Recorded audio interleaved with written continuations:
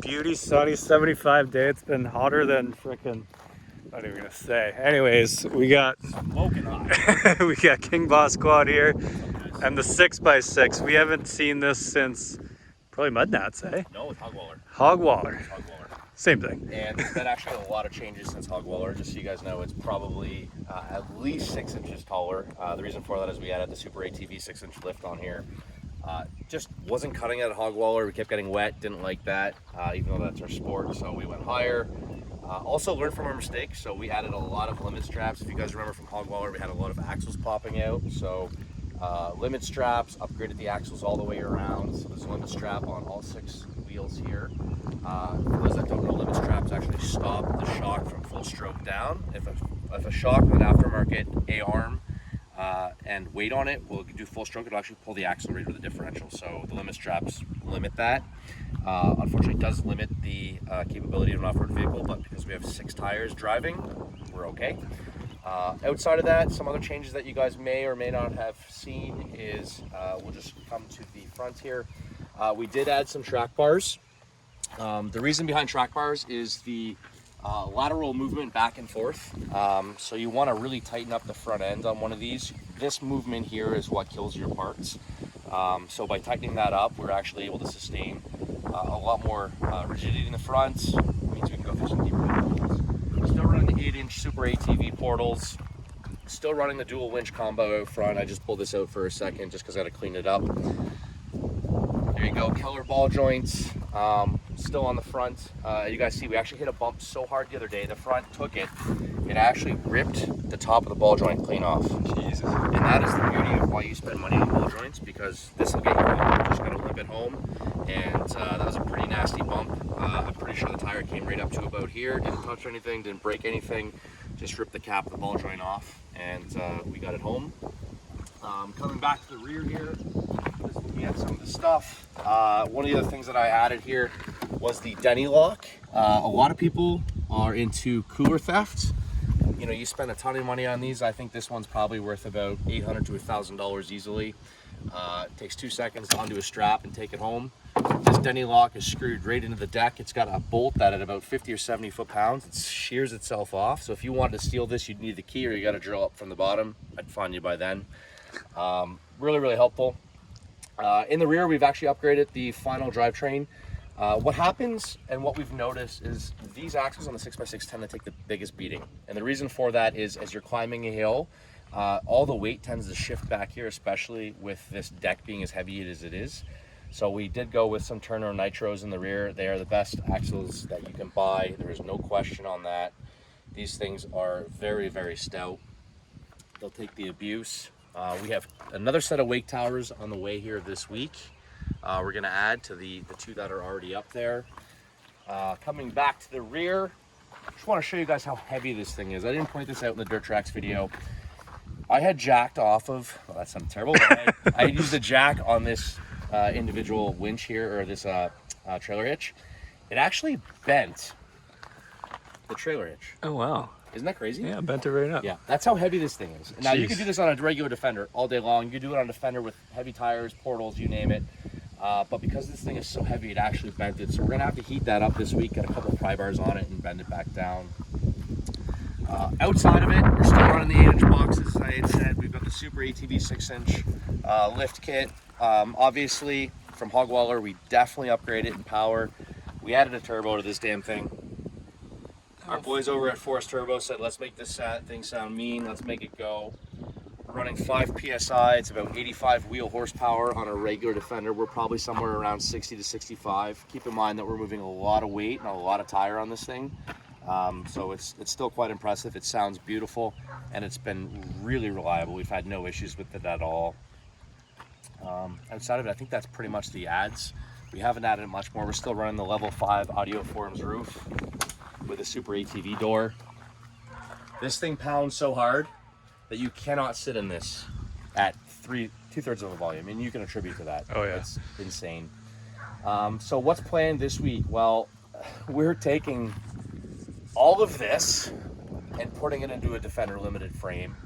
I just wanted something newer, a little bit of AC. It's so hot in Florida and down South Texas that You just need it. I typically keep this thing running at the parties the whole time to keep the sound system going. So, you know, it's nice to go somewhere cool. So we are doing over the course of 2 days. All of these functional parts that you see are coming off and going on the limited. So A-arms coming off, track bars coming off. The whole rear was designed not to be welded on, but to be bolted on. So we can unbolt that, take that off. We're literally going to drive the limited frame up once we get the portals and tires on, right up to the back end, and we're going to bolt it all back together, and we're going to have the only limited 6x6 on the planet. Crew cab. Crew cab, full Can-Am doors, Can-Am windshield, Can-Am rear windshield, and it's going to have AC. Roll down windows. It's going to be gangster. I feel like you just finished this thing. Now it's like, all right, we're done with it. You know what? We found out what the formula was. We found out what broke. We found out how to fix it. And then we found out how to make it sustainable. And so we're going to take that formula and run it onto the next Defender. I think we took a lot of lessons from this. I would say, you know, quite candidly, and everyone knows I'm very honest, the Defenders are a very unique machine in a sense where they're very, very weak. And Can-Am finally in 2020 stepped up. They beefed up the whole front gasket up here. The whole bulkhead's been beefed up. These older Lone Stars, they're not. And so I've spent a ton of time and energy and money to make this really beefy. And so why not start a whole 6x6 build on something that's just made for a little bit more weight, a little more power. And so the 2020 is the best model yet. The older versions are great machines, but they tend to bend and break and make a lot of noise, and this one does. So we're going to start with something fresh. What year is this one? 2018. Oh, okay. Yeah, so you've had it for a bit. Yeah, it's got 13 or 1400 kilometers on it. It's definitely had a lot of hard kilometers. I'm definitely hard on all my stuff. You guys have all seen it. But you know, we're gonna make it fresh. We're gonna make it new, and we're gonna bring it to the people, and you're gonna love it. They're excited. And you also have dualies for this. We do have dualies. They're sitting over my storage container over there. Quick lesson on the dualies. I haven't really let a lot of people know this. Everyone's like, why aren't you running them? Why aren't you running them? They are purely for show. Purely for show. They put so much load on the portal that it actually rips the seals out after just a little bit of riding. And it's not the seals' fault or Super ATV's fault. It's the fact that I have somewhere around 190 pounds to 250 pounds of rotational mass on each axle. So when you hit the brakes, it's jamming this way. When you hit the gas, it's jamming this way, and it's pulling the seals clean out of it. So we're going to keep it off for now. They are going to go back on. You'll see mud gnats parading around in this thing. This year we are tripling down on sound, so we're going to do something with the level 5.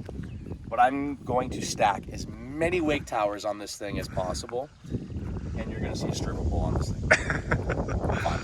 I still think you need the roll-off bit on the back. Yeah. Is that for the big girls?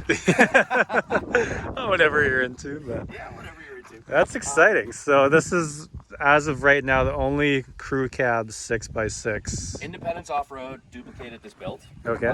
to be fair, and they did a really good job of it. But we are going to have the only crew cab 6x6 limited on the planet. Turbo. Dually, dump box. Dump box. Yeah, we're doing some cool stuff this year. In terms of plans going forward, like I said, we planned a lot on sound for this. You'll still see me bog it. I'm going to take it off-road. It's going to go deep at Hogwaller. We're going with the same snorkel setup as we have on this one, which are, I think, 8 feet in the air. Yeah. So Just those get wet. For those situations at 3 in the morning when you've made a bad decision, at least your engine's going to stay good and your belt box is going to stay dry. Outside of this, man, this machine has been flawless. I've put a ton of miles on this in Muskoka. This setup alone, I've put over 500 kilometers on, so we know we've pressure tested what works, what doesn't work.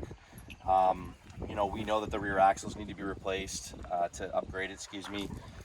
We know that your front ends, you need to do an alignment all the time. There's just so much weight up there. It tends to push things out and push them in, and that's why we blew a ball joint out. So the Kellers, we've got the big mud pins in there now. Anybody that knows what a Keller is, the mud pins are the thicker pins that go in.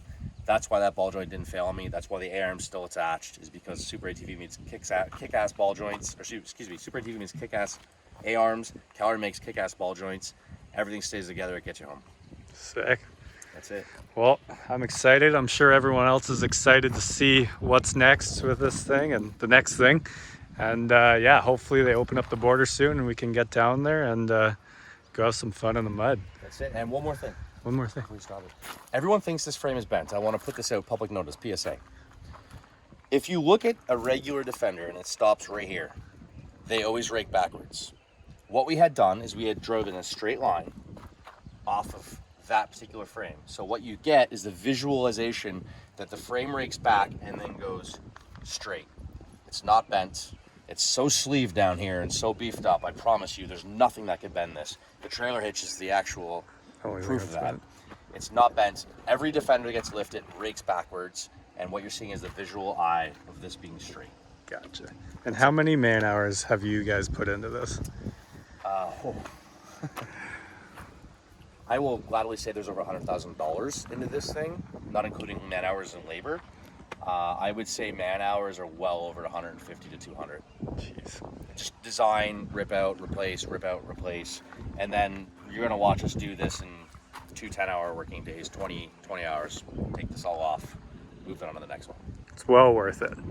It is. All right. Well, thank you guys for watching. I hope you enjoyed it. Make sure you follow Nick on Instagram, King Boss Quad. I'll put it below. And yeah, hopefully the border opens up soon and we can take this down. But for now, we're gonna probably take it up north and see what else we can find. So thank you guys for watching again. Have a fantastic day. We'll see you later.